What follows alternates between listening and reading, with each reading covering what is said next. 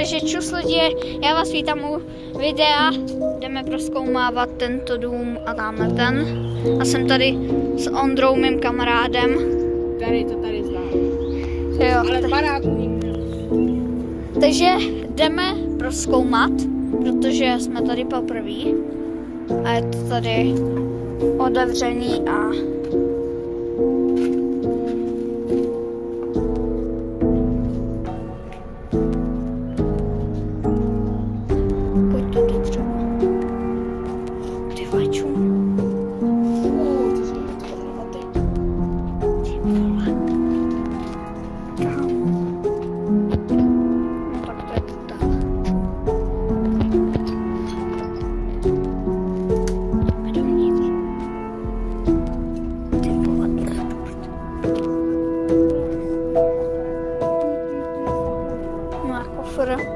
protože tyhle nový brain roty tak jsou úplně masivní.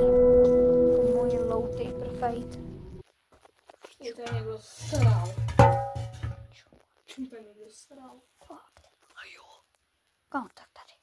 Hej, tak já si beru nějakou pálku. Posviť. Tak tady já si beru nějakou pálku nebo něco takového. Cokoliv, kdyby tam někdo byl. Jo, protože je to možné. Jestli se vůbec dožijeme rána. Ty vole. Co? Že to je docela nový. A jo.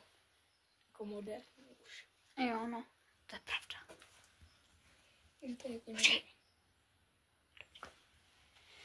My se vám ozveme, až něco najdeme. Takže hoši, jsme tady. Tamhle je postel, ty vole. Tady taky. A já jsem si vzal nějakou pálku, ty vole, tady je prostě Našel vedle. Hoču, pojď sem, okamžitě. To si děláš, protože ty vole, bacha, ty víš, jak zase. Tady nějaká fotka. To si děláš, protože. Co? Kámo, to si. Tady jsou nějaký. Kámo, to ne. Televize. Kde? A jo, tady je televize. Koukej. Čum, co to tady je? Tady je normálně prostě nějaký jako, něco jako, já nevím, co to je. Ale lampa. A jo, to si dělají srandu. Tak to ne. Tak teď se fakt bojím docela, jakoby, protože tohle. Čum, co tady je? Další dvě postely. To je český stroj. Já vím. A to je česká, obrovská. A další televize. Dvě? A jo. Dvě v sobě. Kámoči sám, jestli tady vybavne na mě nějaký bezďák, tak přísahám, že ho fakt flaknou, protože jdeme dál, protože to mám podle mě. Fuj, zuby. Kde je zuby? Jaký zuby? Co? To si děláš, prdel.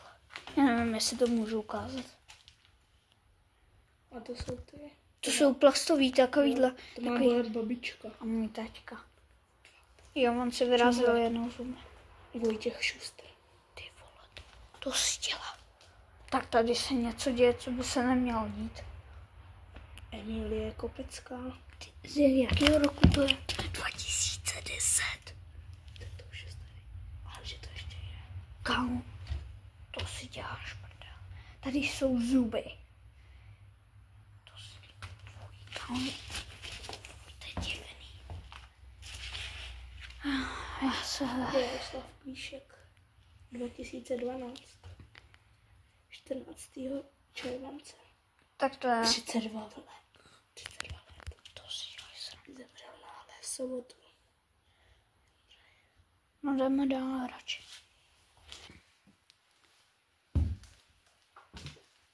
Cvič. Je kuchyň nějaká. Jo. A tam je taky něco. To je... To je takhle spíš nějaká jídelna. No to byla...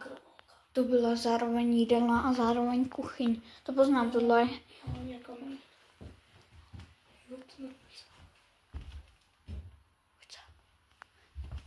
Se bojím jít. Kam se na mě někdo. Halo? Ty píčo. Kámo. Co to si děláš? Tady je strašně moc bordelu.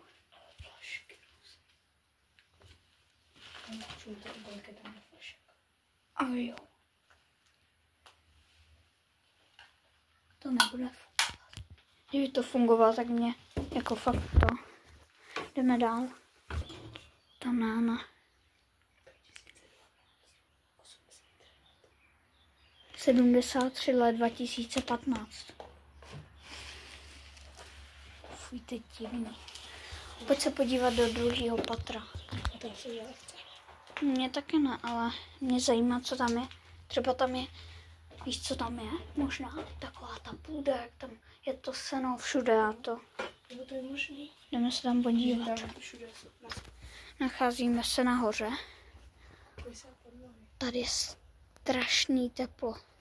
Bo není strašný, ale prostě je docela jako větší teplo. No, to je vždycky na půdě. Koukej se pod nohy, aby jsme se nepropatřili. Všude jsou tady boty. To je čumláno. To pěťu, počkej. Dobrý, to bylo. To se nám stalo. Ty vole. Podělej. Mě blbě. Ty vole. Kámo. Ale takovou druhou máme doma. Jo. Stej tady čmajzlina. No.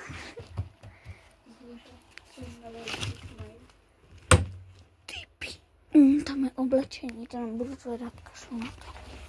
A ty boty vypadají jako, jak nám ukazovala učitelka, vole, ty Osvětimi. Jo. Čum závaž? Hele, má. Takže tady je. A jo. To je další postel. Ty vole. Ona to vede ještě výš. Tak tam bude asi ta sláva. Se jdu ještě podívat. Pojď. Tam na koně. Pojď se podívat za mnou na tu slámu, jestli tam je. Ticho. Je to tady prostě to prázdný a je to prostě půda. A mohlo by se to propadnout, to je možný. Tenhle barák už je asi celý, že jo? Jo. Tak my se vám ozveme, až půjdeme do druhého.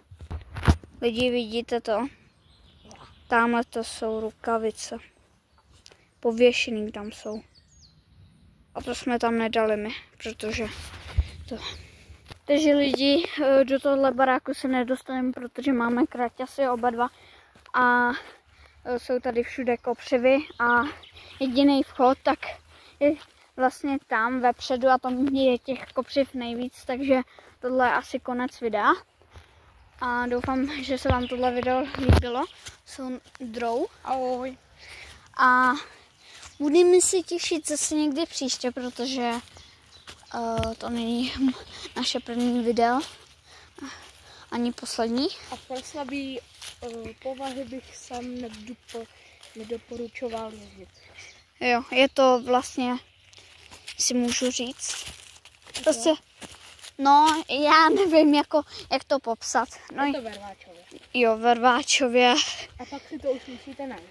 Jo, protože to jako nevím, jestli najdete, ale pokud sem vůbec budete chtít jít. Takže asi nashledanou. Uvidíme se zase příště. Doufám, že se vám tohle video líbilo. A pokud se vám líbilo, tak nezapomeňte dát like, odběr, sdílejte toto video a pokud bylo špatné rozlišení, moc mě to mrzí a doufám, že se vám fakt video líbilo. A zatím čus!